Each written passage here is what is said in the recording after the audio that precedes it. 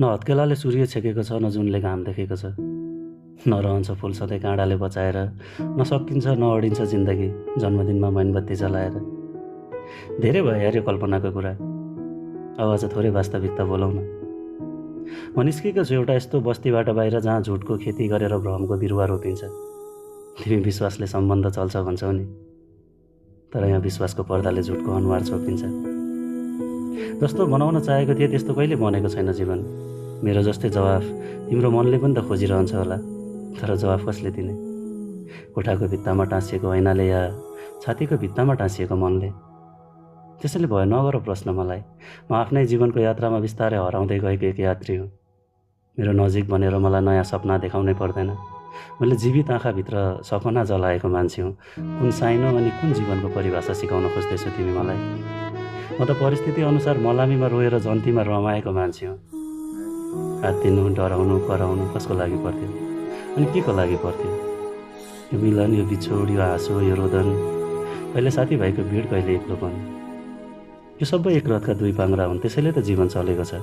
नत्र हेर न, त्यो सुन्दर फुल फुल्ने बोटमा काँडा पनि त पलाएको छ। यो धरती एउटै, यो आकाश एउटै, कतै बादल कतै घामले जलाएको छ।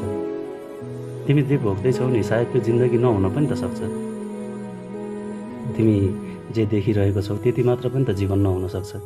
यदि बुझ्न चाहन्छौ भने नि जिन्दगी, परिवारको जिम्मेवारी काँधमा बोकेर बुढा बाआमा छोडेर आएको लाउरेलाई सोध्नु। अझै बुझ्न सकेनौ भने सपनाहरू काठको बाकसमा बन्द हुनु अगाडि त्यही लाउरेको आत्मालाई सोध्नु। त्यो उसको मृत्यु कदापि हुँदैन, त्यो उसको जिन्दगी थियो जहाँ अब ऊ शान्त र सुकुनले निदाउन गएको थियो। तिमीलाई लाग्छ होला होइन फेरि, यदि त्यो जिन्दगी थियो भने मृत्यु के हो भनेर?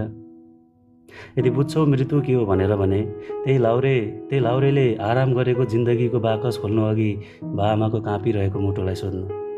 त्यो हो मृत्यु। त्यही बाआमाको आँखामा देखेको डरलाई सोध्नु। त्यो हो मर्नु। थाहा छ तिमीलाई, आत्माले शरीर छोड्नु मात्र मृत्यु हुन्थ्यो भने नि साथी, न जल्थ्यो सिंहदरबार, न भत्किन्थ्यो अदालत, न मारिन्थ्यो युवा, न गरिन्थ्यो चुनाव। यदि डुल्नु र हिँड्नु मात्र जीवन हुन्थ्यो भने नि न ऋतु हुन्थ्यो एउटा आमाको काख, न श्रृङ्गार हुन्थिन् भाउजू सेतो सारीमा, न चल्थ्यो गोली छाती र टाउकोमा, न ढल्थे दाइ सडकमा। त्यति सजिलो कहाँ छ र यार जिन्दगी बुझ्न? यदि त्यति सजिलै बुझ्न मिल्ने भयो नि जिन्दगी, न गर्नुहुन्थ्यो सिद्धार्थ गौतमले तपस्या, न बन्नुहुन्थ्यो बुद्ध भगवान्। शरीरको श्रृङ्गार र ओठको हाँसो नै जीवन कहाँ हुन्छ र? यदि त्यस्तो हुन्थ्यो भने न बोलाइन्थ्यो मलामी, न बनाइन्थ्यो शमशान। तर वास्तविकताप्रति कसैलाई विश्वास नै हुँदैन, सबैलाई कल्पनामा रमाउनु छ। तिमी आफू रमाउँदा आफ्नै जीवनको परिभाषा दिन सक्छौ। तिमीले दिएको जीवनको परिभाषा सबैलाई नमिल्न पनि त सक्छ।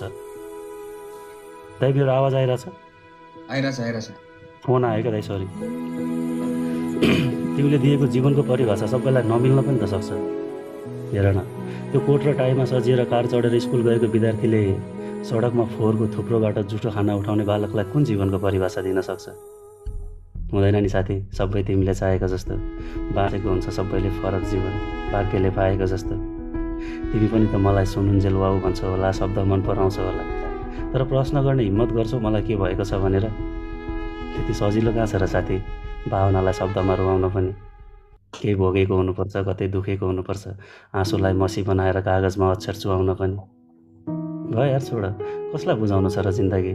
दाजुभाइमा काटमार हुन्छ यहाँ अंशको लागि, जन्मिन नपाई छोरीलाई गर्वमै फ्याँक्ने गरिन्छ वंशको लागि। भान्जा भान्जी देउता हुन् भन्ने शब्द हिजो सत्ययुगमा नि प्रयोग भएको थियो शकुनी र कंशको लागि। कुन जीवनको परिभाषा बुझाउन आउँछौ तिमी मलाई? न कसैले देखेको छ मृत्यु, न कसैले जिन्दगी भेटेको छ। फर्किएका छैनन् मर्नेहरू, बाँच्नेहरू मरेको छ। त्यसैले तिमी कल्पनाकै जीवन बाँच्नु, म यथार्थको मृत्यु बाँचौँला। किनकि न हत्केलाले सूर्य छेकेको छ, न जुनले घाम देखेको छ, न रहन्छ फुल सधैँ काँडाले बचाएर, न सकिन्छ जिन्दगी, न अडिन्छ जिन्दगी जन्मदिनमा मैनबत्ती जलाएर।